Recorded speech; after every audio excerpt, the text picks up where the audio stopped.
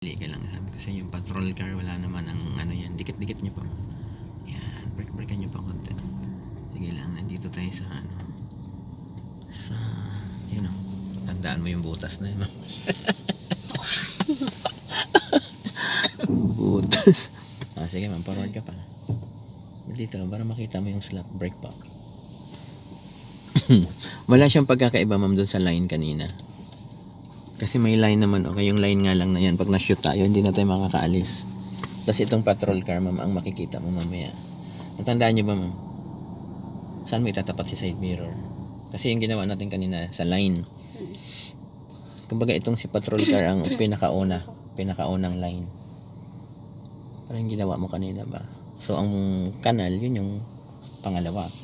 So, doon mo itapat si side mirror. Sige, subukan nyo pa. Tapat nyo si side mirror doon sa kanal.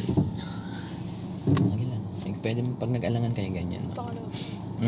Doon nyo po, itapat nyo po si mirror dyan. Okay, sarap mahulog dito.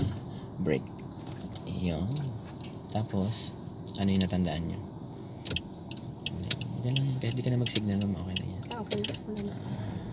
Kahit mag-hazard na nga lang. Okay. So, ang makikita mo ma'am sa mirror, itong si patrol car.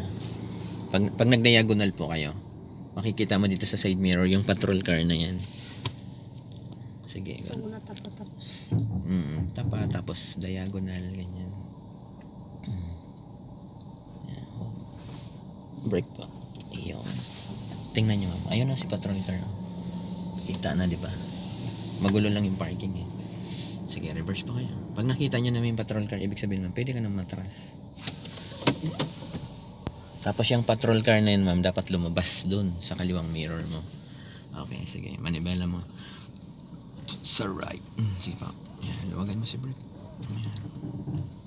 Yan. So dalawa po ang titingnan mo ma'am. Mamimili ka lang kaya kung saan mo gustong dumikit. Pag dito ka dumikit kay kanal, talagang magko-commute tayo pa uwi nun. Sige pa. Pinahan si kanal. Pag nakita mo na yung patrol car dyan ma'am ng buo, ibig sabihin, ligtas na. Ayan, ligtas na tayo. Ligtas ka na. Si kanal.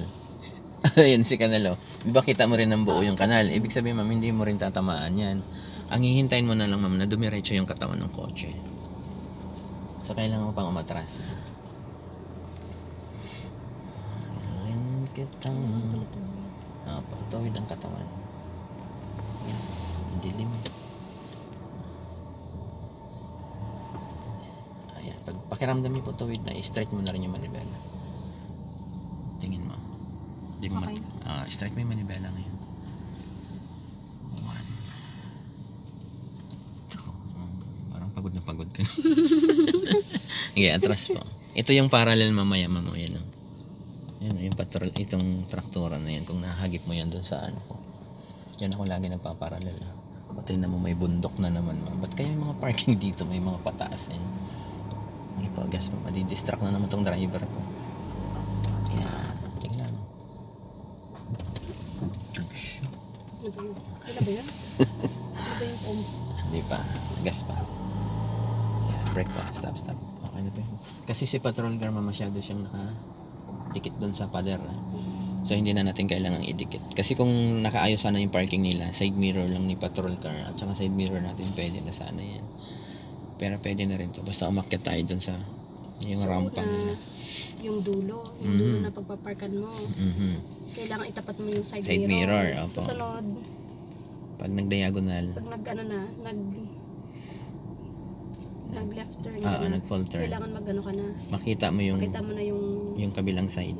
Okay, kagaya ni patrol car ba? Bago ka umatras. sasakyan. Tapos sa kabilang side mo, pabalik Yes, tama. na naka-reverse ka na.